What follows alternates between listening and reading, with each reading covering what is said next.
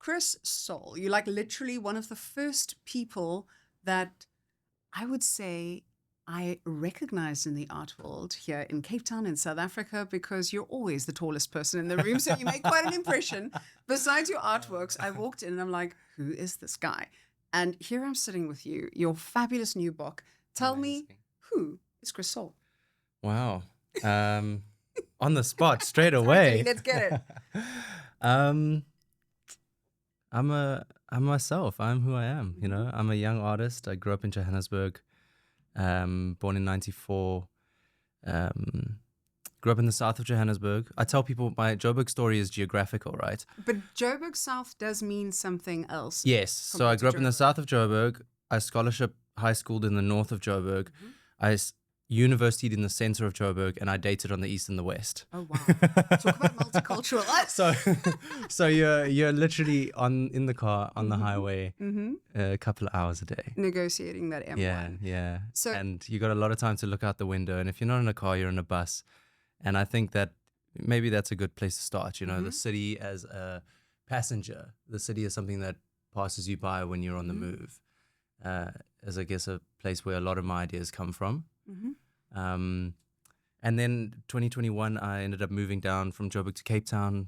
Kind of, the city really opened up to me in the last few years. I was here for the art fairs, gallery shows at What If the World, and feeling like maybe I had too much Josie hustle in me to be in Josie.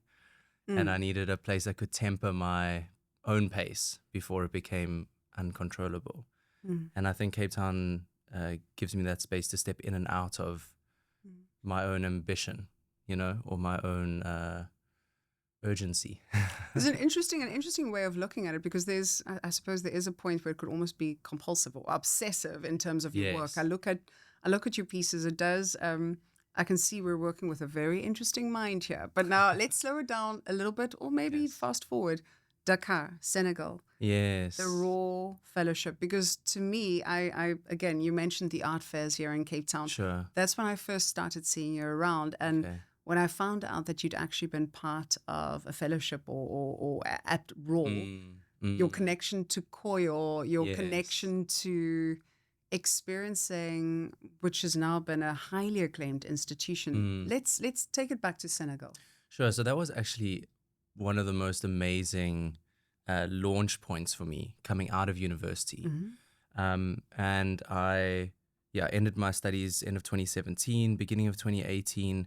I got given a small residency opportunity by the South African Foundation for Contemporary Art. I was in Knysna with Mened Vari. A couple of things kicked off. I had my first little solo show. I started with my first baby little toothpick pieces, and you know, some little momentum was created. But then I think Koyo gave me, I guess, my first break by the invitation to come to the Raw Material Company. And Otobong Nkanga was doing her Raw Academy session, focused on, like, I think the theme was germination, but it was really focused on, like, social practices, circular and collective economies, thinking about, like, the artist not merely within the role of the studio or the presenter or the exhibitioner, but also, like, one's vocation within society, you know.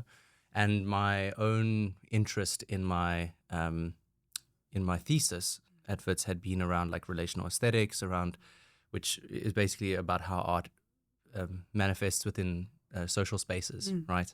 And there's a bit of a resurgence on that at the moment, with some exhibitions that are coming out, re-looking at that period in the early 2000s. But yeah, artists who were both you know, thoughtfully engaging in that space and antagonistically engaging in that space. Like, I think of Santiago Sierra, who paid people to do very menial work just to highlight the fact that that actually happens every day.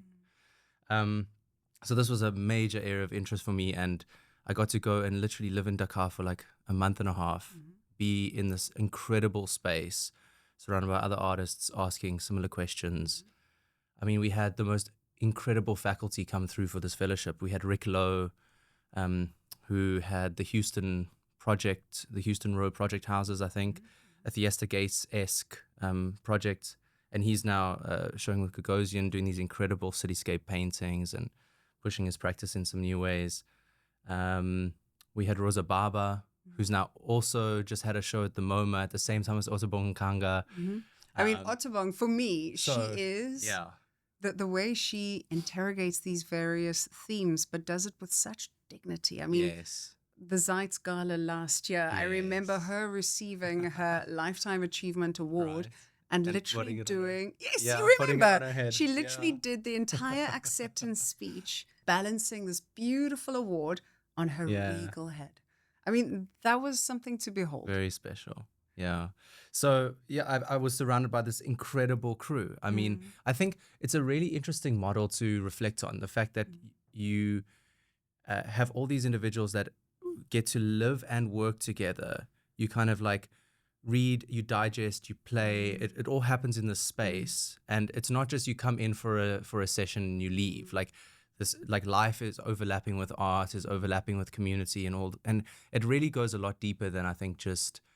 I almost want to say. Sorry to all my Wits lecturers, but my 1.5 months at the Raw Material Company was more impactful than my 4 years at Wits, without a doubt. Perhaps your 4 years at Wits prepared you to digest the 1.5 at Raw in the right way. I'm just trying to give Wits some credit. You know what? Absolutely. I would absolutely say that's the case. And, I don't look back with any regret for the time I spent there. I think... But, if we were having a chat about what I would say to younger artists, I would just say, make sure you go in with the right expectations, and the right posture, perhaps. Art school's not going to hand you an art career. And I think that's, again, what I love, the schooled versus unschooled. The I don't know, I didn't go to art school. I mean, that's why we were sort of joking about the title of my podcast being Artdacity, the audacity of speaking about art without a formal education in it. But art is one of those things that you actually have to live and have the shared experience with people who are not like you to have a better understanding of the themes that we often have to unpack together. And perhaps, we cannot have this kind of siloed thinking about it. Tell me a bit more. I mean, Nene Pere obviously is now going to be part of the Venice Biennale. Yes. You were in Venice as well as an artist. Yes. Do you feel that having these opportunities for international exposure helps you to see the world in in a different way? Oh, absolutely. I mean, I can give you one little example. We joked about Johannesburg, its geographical, placeness, let's say. I really thought I was quite a multicultural boy, very wise to the ways of the world. I could navigate any space. And Dakar actually ended up humbling me. I remember, so you would go out at 1 a.m. to dance, right? It would only really start at 1:30 or 2. And then you'd wrap it up at about 4 a.m. Now, I still struggle with that. I struggled with it when I was 23, 24. I couldn't imagine it now, but I justify it by saying that's the coolest hours of the day. So when you want to get hot and sweaty, do it in the coolest hours of the day. Makes absolute sense. And Dakar's quite a humid space. But I would end up walking back alone from these incredible dance parties, and people would just start walking alongside me, who I didn't know, in the street. We're going the same direction. They'd be going off in French, and I'd my little broken French, and we'd try and have a conversation. But in the back of my mind, I had this question, when am I going to be asked for something? When am I going to be encroached on? And I realized that I was still projecting this Johannesburg bristle, this public space bubble that says, I'm moving, I'm going to occupy the space, don't mess with me. And I didn't want to carry that with me into the spaces I went, through the world. And I think, that in some ways can be protective and enabling if you're in insecure spaces. But as a way of living and being, I didn't want that to be my default position as I encounter new people and new spaces. Chris, I love that, because I think it's interesting for us as South Africans as well. The continent is wide open. Right? Totally. It's wide open. And we have this chip on our shoulder, and 100%. We need to get schooled by what's 100. happening in I think for me, I had the privilege of traveling to Accra with Koyo. Okay. And Koyo was one of those people that when you met her the first time, you'll always remember what she said to you. And I'm curious to hear what she said to you the first time. But again, one cannot, the impact that she had on so many careers here in South Africa, but on the continent, and how she championed Pan-Africanism, because that's the thing for me. Sometimes I do feel in South Africa, we sort of live in our silo. We live in our little world, our little art world. But the art world on the continent is growing. It's alive. It enthuses me. And Truly. sadly, we don't see enough of it. I mean, I just got back from Nairobi literally last night, and I got to see an artist studio, Kaloki Nyame's studio, who he got David Ajaya to design. It's basically like this earthen-clad structure that kind of hovers on these incredible pillars, this platform, and you've got these two squares that are offset on each other. And the volume in the space is unbelievable, you know? And he's basically just created a space to show his work. He did some soft launches locally with a couple of people, you know, that came in to see it. But it isn't a quote-unquote institution. It's just something that he's adding to the local ecosystem at the moment, you know?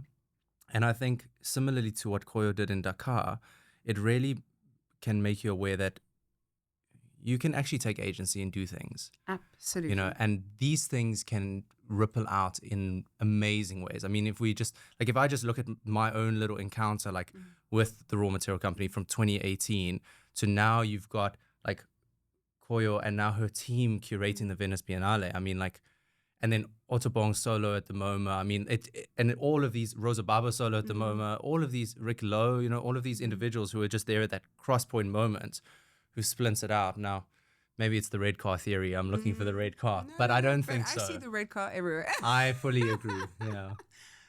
And I suppose what you're saying as well, it's like these moments. I look at one toothpick on its own, but you look at these amazing works that you've become world famous for. I mean, exceptional collections around the world that your pieces are found in.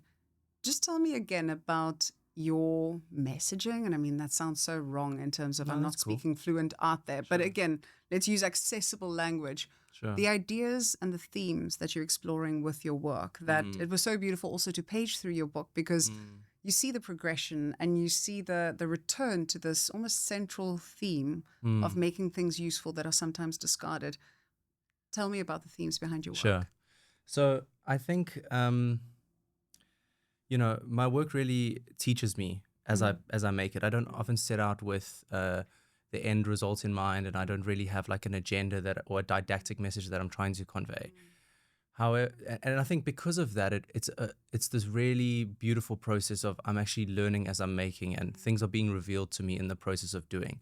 So I'll use one body of work that has almost become like a metaphor for my practice at large, which is these threaded beer bottle cap works, which are then twisted and kind of writhing and serpentine, or you know, very they touch on a few different things, but they start to look in some cases like intestinal forms, in other cases like cerebral forms.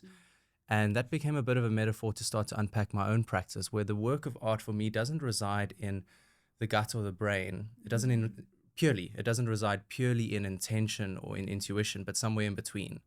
And so my privilege as an artist, especially working sculpturally and materially and allowing process to be this thing that I really engage myself in, not so much product or outcome, is that I get to learn through the doing, and I get to like explore new areas, I guess both of my own unconscious, hopefully a social unconscious, but then I feed off of what the work points back to me, and I follow these little rabbit holes, you know.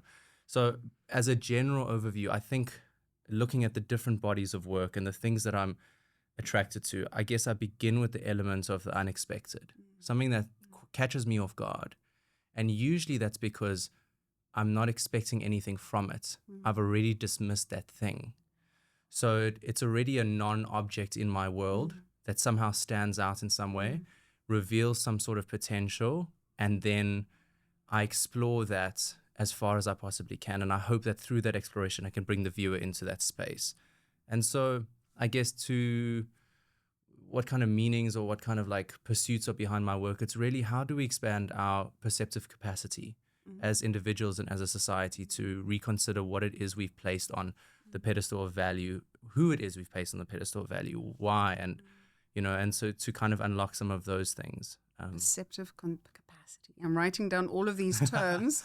But you spoke then about process as well, because I think that was, it's again, how you realize then time, how if one had only made more notes. Koyo and I were chatting Sure. in a Yeah. taxi in Accra somewhere about process. And I said to her, which are the artists who excite you the most? And she said the process is always what excites her the most. Oh, wow. The process of getting to a point. Yes. The learning through the doing. And to me, when you speak about leaving space for the intention and the intuition for that to meet, I always say to my kids, don't forget to leave space for spontaneity, because we all make our plans. As we all know, life goes on. You make your plans, but life doesn't always follow those plans. Where are you hoping, and are you intending, and are you pushing your intuition? Where would you love to see your work, and which institutional collection would you love to still see your work? Sure.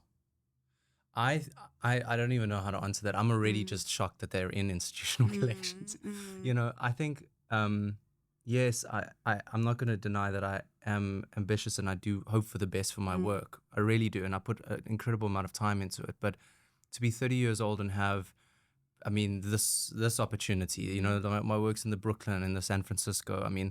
It's in Marrakesh now. It's in the Maxi, it's in Tasmania at the moment. I don't know. I'm a bit shocked. I must, when I look at your age and I look at your resume, I'm just like, these two don't seem to be sitting in the same sentence, but it's amazing. Thank you. How much you've achieved already. Yeah, I'm just happy to kind of take my pace with it. I didn't, when I finished high school, and I was at a school on scholarship that really pushed people into your very typical kind of successful careers: doctor, lawyer, actuarial scientist, accountant, etc. And I was on the cusp of accepting a scholarship to go do one of those when my science teacher actually said, Chris, I think you could benefit from a gap year. And there was a gap year program, and they ended up covering the flights out, and I paid them back through the process. And so I worked at a school in Surrey. I got to travel Europe, and I met people who had studied something and ended up somewhere completely different through a meeting, a side hustle, a chance encounter. So I figured, which I think is a very European or American thing, but for us South Africans it's not, because tertiary education is a privilege, right? Absolutely. So what we commit to, we stick to, basically. And you pay back those loans. Oh my gosh. So I kind of realized I could almost study anything and I'd find my way, which was maybe at the time an incredibly naive leap of faith, but I'm really glad I did it. And so I found a humanities scholarship that allowed me to study for 4 years at Wits. And so I came back and started my studies. But just before I did, I called my fam and I said, guys, I think I've made a decision. I want to study art. And the first thing my dad said was, if you need to stay at home and work from the garage till you're 35, we'd be more than happy to have you. And I remember in the back of my mind. That's a privilege to grow up with that kind of supportive. Totally. Yeah. And I remember in the back of my mind promising myself I wouldn't be at home when I'm 35. But the sentiment was, I think, so empowering for me. So, yeah, I think I already can't believe that I get to do what I do at the scale I get to do it at. I know a lot of artists get commissioned by institutions to make things. The institutions that my works are in collections have just bought the works I've made. So I'm excited to enter the phase of institutions commissioning me, because then it's about the dialogue, then it's about the space, about a responsiveness, and hopefully that will come. But for now, I'm in this amazing space where I get to make what I want, and somehow people want it back. It's beautiful. The universe conspires to give us what we need. I wanted to find out, I remember walking in at What If the World, the exhibition, the particular piece there, the things that only time will teach you, 2024 piece. And I remember you explaining it to me.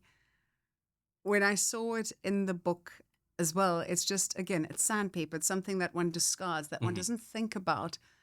It was just a piece that really spoke to me in so many ways. Again, when we speak about the passage of time, we speak about age. But the things that only time will teach you, what are the things that time has taught you? Oh, gosh, I'm going to sound like a cliche. No. When you say something There's no like... space for cliches here. Don't worry. Nothing is a cliche. But yeah. But, that I'm going to speak about that specific piece because I gave it that title because if I knew how much work that piece was going to demand of us, I maybe would never have started.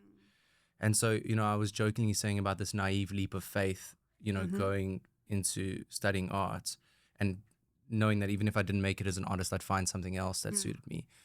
I think that it's this trusting the process. It's this like committing oneself to the journey. I just got off a hike in Kenya at my first one at altitude, which was crazy. That's a different kettle of fish. But, you get this thing when you're hiking and it's misty where you can't actually see where you're going, but you can see enough where to put the next few steps. And I think, I love that analogy. Sure. but then you take those few steps and then you get to see a few steps further, and you get to see a few steps further. And maybe you've planted a pin in your mind about where you want to be eventually, but you've got to just take those steps that are in front of you and present themselves to you. And, I don't know, I've tried to work with what's presented itself to me. I keep my eyes open. I try to take notes. I try to get offline.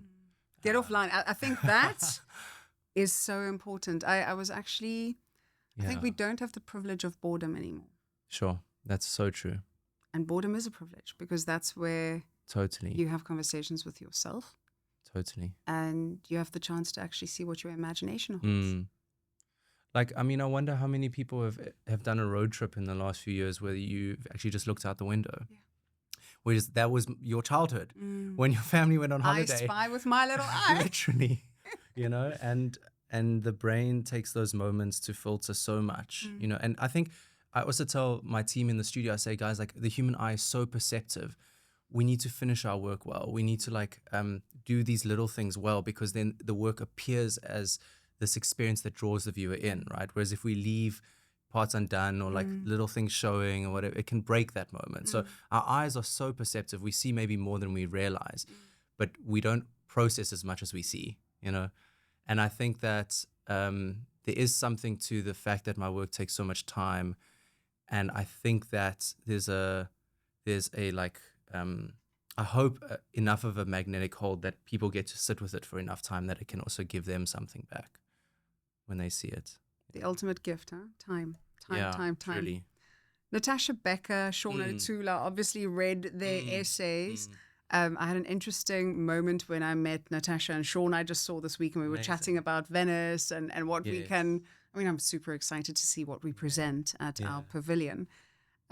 Natasha, she's played a big part in your career as well. Tell me about your interaction with her. I could obviously get an idea from the essay that I read, but tell me from, Sure. So, I mean, Natasha and I haven't known each other all that long, but we kind of crossed paths for the first time digitally in 2021 when she was curating a show in Miami that she included my work in at Piero Acciugari Gallery in Miami. And then we met in person in 2022, I think, when she came to Cape Town to curate the Tomorrow's Today section. Yes. So we digitally connected first, then we, IRL'd. And I think she's just someone who, I don't know, I'm a young artist, so you have this term curator, and there's someone who sits on a pedestal in an institution and you can't email them directly or whatever. But I think interacting with people like Koyo, interacting with people like Natasha, these are people, who break bread and drink wine and chat with their friends and are very, I think, gregarious and open to those around them. So, I think she was just very warm and welcoming and told me about what she does. And then ended up, she was part of the committee that bought one of my works for the San Francisco Museum. And at that point, we were finalizing who could contribute to this publication. And she just seemed like a perfect choice. And she wrote an amazing, thoughtful article, I guess, on both these topics of time and artificial reality and attention, in this modern moment. So it was great to have her contribution. And I think she really flies the South African flag high. She does. I had a chance encounter with her in a restaurant in Cape Town. And oh, how nice. It was so exciting for me also as somebody who's new or relatively new to this world to hear her perspective as someone who was raised in South Africa but now has a global footprint in terms of how she is also bringing to the fore a lot of South African artists' voices. Shaun O'Toole. Yes. Oh my goodness. I mean, you cannot speak about the South African art landscape without mentioning his name. Really, yeah. His piece was also very insightful and beautiful and poignantly written, from the place, Johannesburg, the Sure. sense of time and space. Sure. And yeah, again, a very generous, very generous of him to give time towards something like this, because he's incredibly busy. But yeah, we this is actually the first thing we've professionally done together, Sean and I. We've only ever connected in artistically social spaces, which has actually been really nice. We just kind of, Sean, what's happening, and I ask him about his cycling, and we just chat about life a little bit. But yeah, I think that's actually one of the things I cherish most about the art world, and I think you seem to have this experience as well, is that it's the art world is more about, like, it's not, people are not the position they hold in that space. Yes. They Not are the title. yes. that position or that title is a doorway into multiple worlds.